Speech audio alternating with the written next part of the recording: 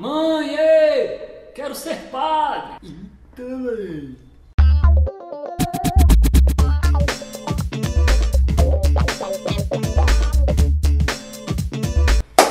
Pessoal, um breve testemunhozinho, porque muita gente pergunta, mas como foi pra conversar com tua mãe que tu queria entrar no seminário? Velho, e eu falo, foi muito tranquilo, tipo, ok.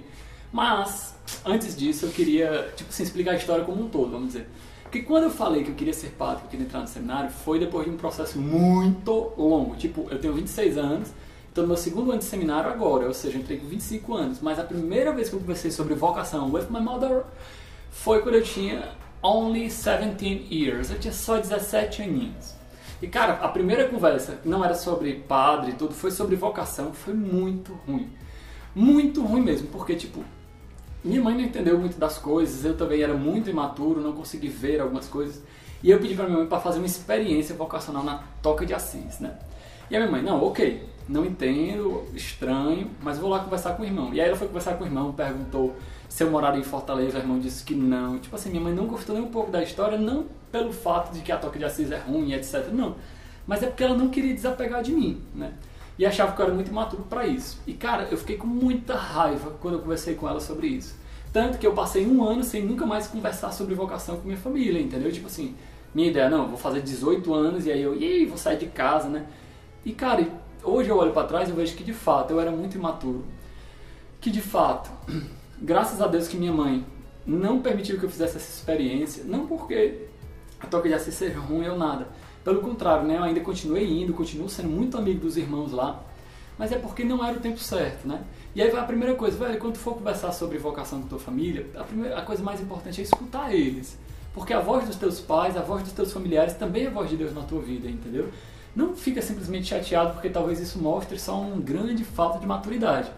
Claro, não estou universalizando isso, mas falando um pouco da minha experiência para você.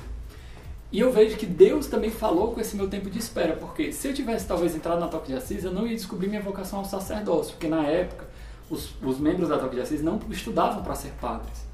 E foi exatamente nesse período de um ano que eu sinto vontade de ser consagrado a Deus, mas mais do que isso, eu quero ser padre. E foi graças a esse tempo de espera que a voz de Deus falou através da minha família. Claro que de uma maneira que foi difícil para mim escutar, mas que graças a Deus que eles falaram, que Deus falou através da minha família. E aí, cara, com o tempo, minha mãe e meu pai foram ficando muito mais tranquilos. Por quê? Eu acho, né? Porque eles viram que minhas motivações vocacionais, elas eram verdadeiras. Eu não estava fugindo das coisas do mundo, que é muito importante. Às vezes o cara diz assim, não, eu quero ser consagrado, e aí para de estudar, vira um vagabundo, tá entendendo? Só quer saber das coisas de igreja. Perdão falar sobre isso, mas essa é a realidade. E aí eu procurei ter um lance mais assim, não, eu quero ser padre, eu vou passar no vestibular, vou me esforçar, estudei, passei em 4º lugar em engenharia mecânica na Federal aqui do Ceará. Fiz 1 ano e meio de engenharia mecânica, tirando notas muito boas, eu terminei tipo com a média 80, com IRA, né, que a gente chama de índice de rendimento acadêmico, de 8.490, que dá uma média próxima a 85, tá entendendo? Em engenharia isso é muito bom.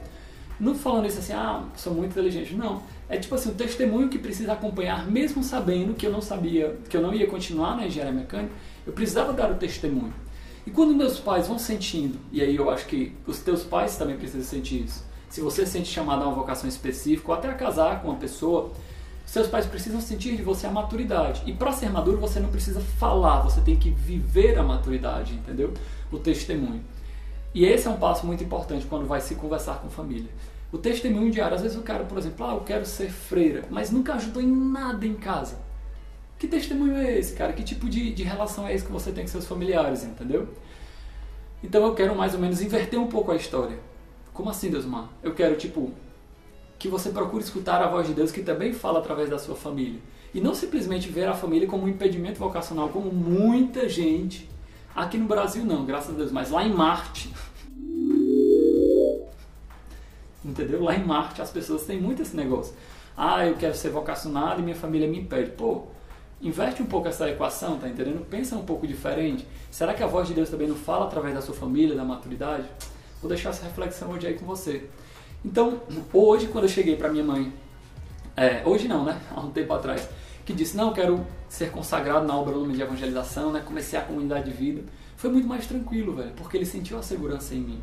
E depois quando eu entrei, não, eu vou sair da comunidade de vida para entrar no seminário, tranquilo também, me ajudaram, me apoiam, tá entendendo? Entendem meu ritmo de vida, sabem que eu não posso estar em casa direto. E a gente vai equilibrando esses ritmos de vida, tá entendendo? Quando eu posso, eu tô lá, tá entendendo? Visitar minhas sobrinhas. E a gente vai equilibrando essas coisas para que a gente possa ter um relacionamento familiar muito legal, também vivendo a nossa vocação, independente de qual vocação seja. A nossa família, nós não podemos deixar para trás. Isso é uma missão, né? Se Deus fez com que eu nascesse naquela casa, é uma missão que Deus confiou para mim. E esse testemunho eu queria dar para você hoje. Pense no alto.